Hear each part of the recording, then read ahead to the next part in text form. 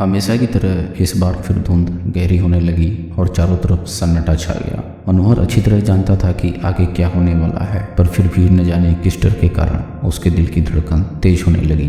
धुंध के साथ साथ ठंड भी बढ़ने लगी और मनोहर कांपने लगा। लगता था कि सारी दुनिया एक सफेद बर्फीली चादर से ढक गई है। कोहरे के बीच में अचानक एक काला साया नजर आया जो मनोहर की ओर धीरे धीरे बढ़ने लगा। ये जानते हुए कि उसे कोई खतरा नहीं है, मनोहर वहां से घूमकर भागना चाहता था, पर उसे लगा कि उसके पैर वहां जम ही गए थे। साया मनोहर के पास आया और उसका चेहरा साफ दिखाई देने लगा। यह वही चेहरा था जो उसने पहली बार कभी न भूलने वाली रात को देखा था। मासूम सा चेहरा था, एक 16-17 साल के लड़के का। मोहन की तरफ उसने उंगली से इशारा किया। ठंड के बावजूद मनोहर पसीना पसीना हो गया। तुमने मुझे मारा, तुम्हें मेरी मौत के जिम्मेदार, तुम्हें इसका प्रायश्चित करना होगा, तुम्हें मेरी मौत की कीमत चुकानी पड़ेगी। लड़के ने मनोहर पर इल्जाम लगाया, पर गलती मेरी नहीं थी। मनोहर ने अपने ऊपर लगे अभियोग का विरोध किया। गलती चाहे जिसकी भी थी, पर मरा तो तुमने ही मुझे। लड़के ने दबाव डालना जारी रखा। मैं क्या करता, तुम अचानक बिना कोई चेतावनी दिए। मनोहर ने जवाब देना शुरू किया, पर हमेशा की तरह उसकी बात पूरी तरह बिना सुने लड़का धुंध में गायब हो गया। मनोहर चौंक कर उठा। पसीने से उसका बदन गीला था। वह जानता था कि अब कम से कम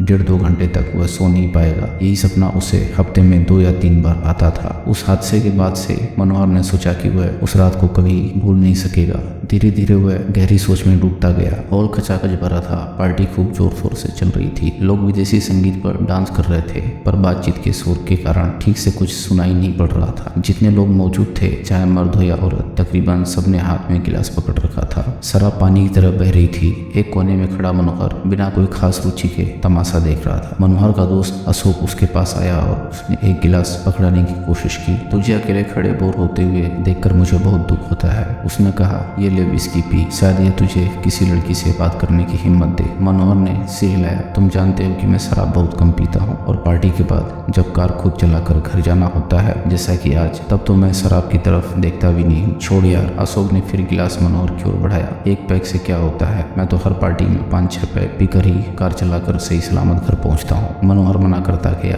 पर अशोक नहीं माना। आखिर में तंग आकर मनोहर ने काफी अनिच्छा से गिलास ले लिया। शाम भर मनोहर ने बस वही एक पैक धीरे धीरे पिया, जिसका असर उस पर तकरीबन न के बराबर था। रात काफी हो चुकी थी जब मनोहर ने होटल की पार्किंग से अपनी गाड़ी निकाली और घर की तरफ चला। हल्का कोहरा छाया हुआ था, पर सड़क साफ दिखाई दे रही थी। वाहनों की भीड़ कम थी। मनोहर ने अपनी कार की रफ्तार 50 से 60 किलोमीटर प्रति घंटे के बीच में रखी थी। उसे सामने चौराहे पर बत्ती हरी दिखाई दी, इसलिए मनोहर ने रफ्तार कम नहीं की। अचानक उसके बिल्कुल सामने सेल फोन पर बात करता एक युवक सड़क पार करने लगा। मनोहर ने ब्रेक पेडल जोर से दबाया, पर तब तक देर हो चुकी थी। कार युवक से टकराई और वह तकरीबन 5 मीटर आगे जाकर गिर गया। मनोहर ने कार रोकी और युवक के पास दौड़कर पहुंचा। मनोहर ने उसका चेहरा गौर से देखा। उसकी आंखें बंद थी और वह बेहोश लग रहा था।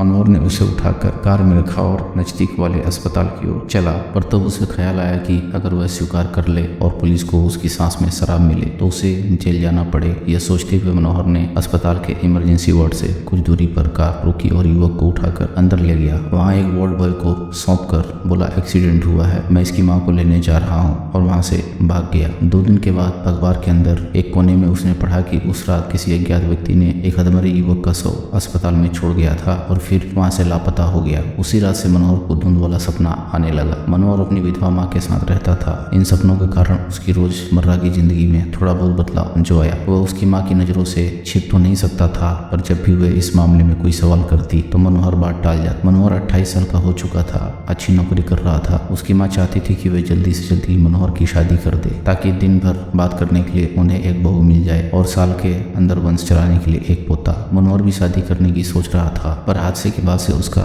मिजाज बदल गया। शादी की बात उसके दिमाग से निकल सी गई। बस एक बात बार बार उसके मन में आती, मेरी लापरवाही के कारण किसी ने अपना बेटा खो दिया था। अपने दोस्त को भुलाने के लिए मनोहर दिन रात काम में जुटा रहने लगा। दिन में तो दफ्तर की चहल पहल में उसका ध्यान बढ़ जाता था, पर रात को खासकर धुंध वाला सपना आने के बाद उस पर उदासी छा जाती थी। उस रात के बाद उसने कभी शराब को हाथ न लगाया और कंपनी की पार्टियों में भी शराब परोसना बंद कर दिया। हादसे के 6 दिन बाद मनोहर के दफ्तर में एक नई लड़की भर्ती हुई। हुई। उसका नाम मीना था और वह सीधे कॉलेज से BA करने के बाद नौकरी करने आई थी। मीना को उसका काम समझाने की जिम्मेदारी मनोहर को सौंपी गई। मीना काफी बुद्धिमान थी और उसमें काम सीखने का जोश भी था। मनोहर उसकी लगन से बहुत खुश था। धीरे धीरे मनोहर मीना की ओर आकर्षित होने लगा और उसे लगा कि मीना उसके लिए एक आदर्श जीवन साथी बन सकती है। उसके साथ शादी करके जिंदगी काफी मजे में कट सकेगी, पर शराफत के भी कुछ नियम होते हैं। मनोहर ने अपनी भावनाओं के बारे में मीना को तनिक भी ज्ञान नहीं होने दिया। एक दिन सुबह मीना मनोहर के केबिन में आई। Good morning sir. Good morning Meena. Manohar ने जवाब दिया,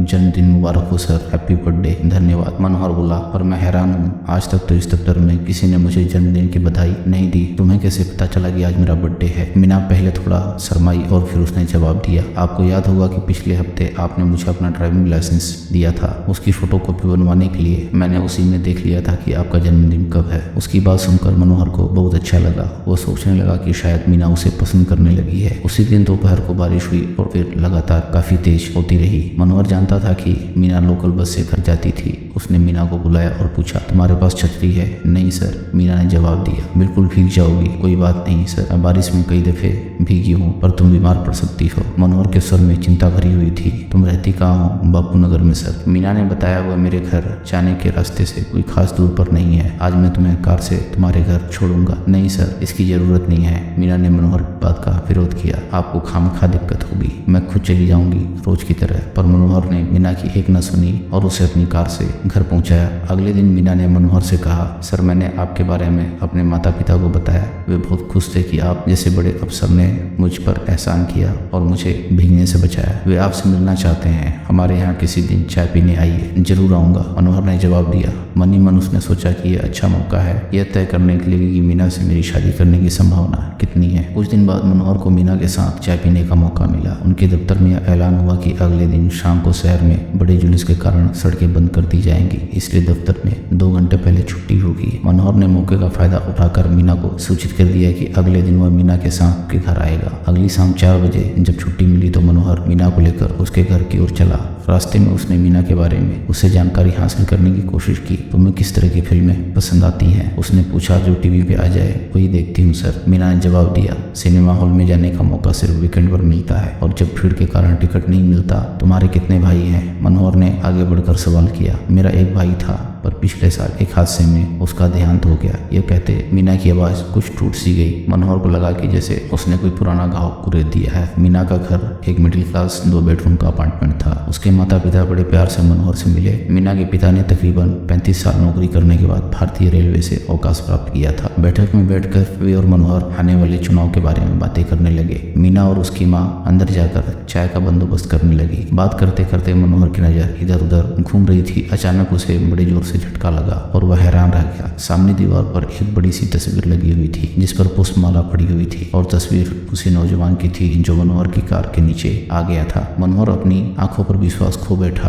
आज के नेता अपनी कुर्सी की ज्यादा और जनता की खुशहाली की चिंता बहुत कम ही करते हैं। माफ करना सर, मनोहर ने उनकी बात काट दी। पर क्या मैं पूछ सकता हूँ कि दीवार पर लगी ये फोटो किसकी है? मीना के पिता एकदम चुप हो गए, फिर कुछ रुक कर बोले, यह हमारा इकलौता बेटा प्रशांत था, मीना का भाई। पिछले साल एक दुर्घटना में इसका देहांत हो गया, पर इसके बारे में तुम मीना या उसकी माँ के सामने कुछ मत पूछना। वे दोनों अपना गम अभी तक भुला नहीं पाई हैं। इसके बारे में सोचकर वे आज भी भावुक हो जाती हैं। मनोहर का सिर चकराने लगा। उसने सोचा, जिस लड़की से मैं शादी करना चाहता हूँ उसी के इकलौते भाई की मौत का जिम्मेदार मैं हूँ। बाकी शाम कैसे कटी मनोहर को ठीक से याद नहीं। कुछ खाया, कुछ बोला, सब कुछ स्वचालित था। मीना की माँ ने उसकी फैमिली के बारे में पूछा। जब उसने ये बताया कि उसकी शादी अभी तक नहीं हुई है तो मीना के माँ बाप ने नजरें मिलाई, पर ख्यालों में डूबे मनोहर ने कुछ नहीं देखा। मीना के साथ एक आनंदमय जिंदगी बिताने के उसके सपने चूर चूर हो गए थे। तकरीबन 1 महीना बीत गया। एक दिन बातचीत के दौरान मीना ने मनोहर से कहा, सर मेरे माता पिता मेरी शादी करना चाहते हैं। वे मेरे लिए दूल्हा ढूंढ रहे हैं। अगर आपकी नज़र में कोई योग्य लड़का हो तो उन्हें सूचित कर दें। वे जाति पाति को नहीं मानते, न ही कुंडली मिलवाना जरूरी समझते हैं, पर लड़का